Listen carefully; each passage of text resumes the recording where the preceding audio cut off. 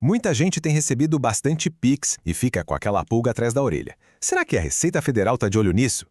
Essa dúvida, olha, virou uma fonte de ansiedade para milhões de brasileiros e criou uma confusão danada. Mas afinal, o que é mito e o que é verdade? Hoje, a gente vai botar os pingos nos is e esclarecer isso de uma vez por todas. Essa é a pergunta de R$ 1 milhão, não é mesmo? Para quem é autônomo, freelancer ou simplesmente usa muito Pix no dia a dia, essa questão já deve ter tirado o sono.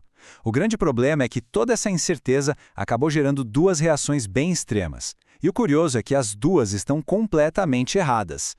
De um lado, a gente tem o time do pânico. É o pessoal que acha que qualquer Pix um pouquinho maior já acende um alerta vermelho lá em Brasília. Do outro lado, tem o time do relaxamento, que trata o Pix quase como se fosse uma capa de invisibilidade fiscal, sabe? Como a gente vai ver, nenhum dos dois lados entendeu a história direito. E por que é que as duas visões estão erradas? Porque a verdade não tem a ver com pânico nem com relaxamento total. O segredo está em um conceito muito mais importante que a Receita Federal olha e que, spoiler, não tem nada a ver com o aplicativo que se usa para transferir o dinheiro. Bom, então vamos começar pelo começo, desmontando a maior confusão de todas.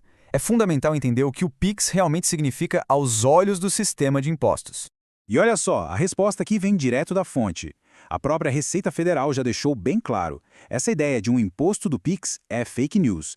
Não tem essa de uma taxa automática que incide sobre as transações. Usar o Pix por si só não cria imposto novo nenhum. Então, o ponto central é este aqui. O problema nunca é o meio de transporte do dinheiro.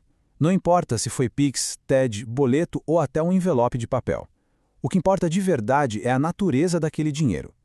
O Pix é só a estrada que ele usou para chegar de um ponto a outro. Existe essa fantasia de que tem um fiscal lendo cada Pix que alguém faz, né? Mas a realidade é bem menos dramática. Os bancos não informam cada transaçãozinha. Eles informam para a Receita os valores totais que uma pessoa movimentou no mês. É uma visão macro, geral, e não uma espionagem de cada cafezinho pago com Pix. Isso tudo nos leva à parte mais importante desta análise. Se o problema não é o Pix em si, então, qual é a verdadeira questão? Vamos mudar o foco agora. A pergunta infantil, digamos assim, é: posso ser pego por usar Pix? A pergunta adulta, a que realmente importa, é outra. Esse dinheiro que entrou na conta tem uma origem que pode ser explicada? Ele é coerente com a minha realidade financeira declarada? Este slide aqui ilustra o ponto perfeitamente. Alguém vendeu um bolo? Fez um trabalho de design? Deu uma consultoria? Se o Pix foi um pagamento por um serviço ou por um produto, pronto, esse dinheiro é renda, simples assim. Não importa o meio de pagamento, a origem dele é uma receita.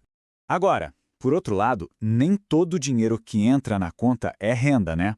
Se um familiar mandou uma ajuda, se um amigo devolveu o dinheiro da pizza, ou se foi uma transferência entre contas da mesma pessoa, isso não gera imposto. A origem é outra, e essa distinção é fundamental.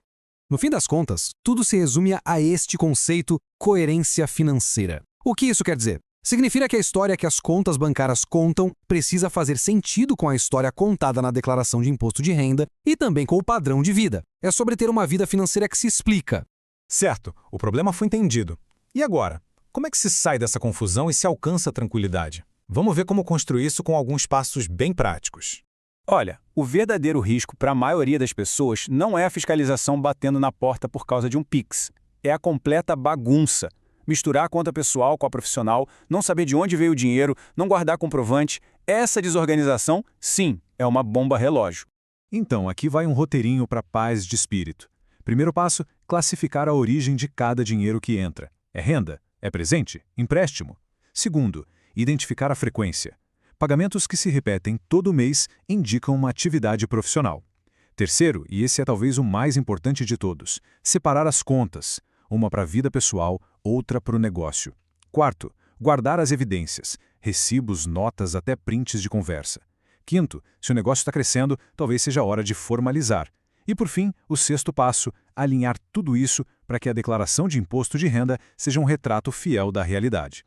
A meta de organizar tudo isso não é se preparar para o pior ou viver numa paranoia constante, de jeito nenhum.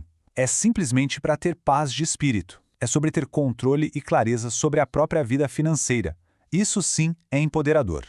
Então, para a gente resumir, o veredito é simples.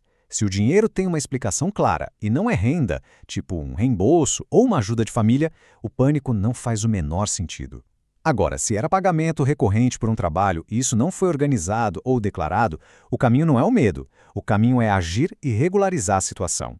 No final das contas, a grande pergunta que separa a tranquilidade da dor de cabeça é esta aqui. Se fosse preciso explicar a origem de cada valor significativo que entrou na conta no último ano, seria possível fazer isso com clareza e com provas? Se a resposta for sim, a pessoa provavelmente está num lugar muito mais seguro do que imagina. Agora, se a resposta for não, talvez o problema nunca tenha sido o Pix afinal.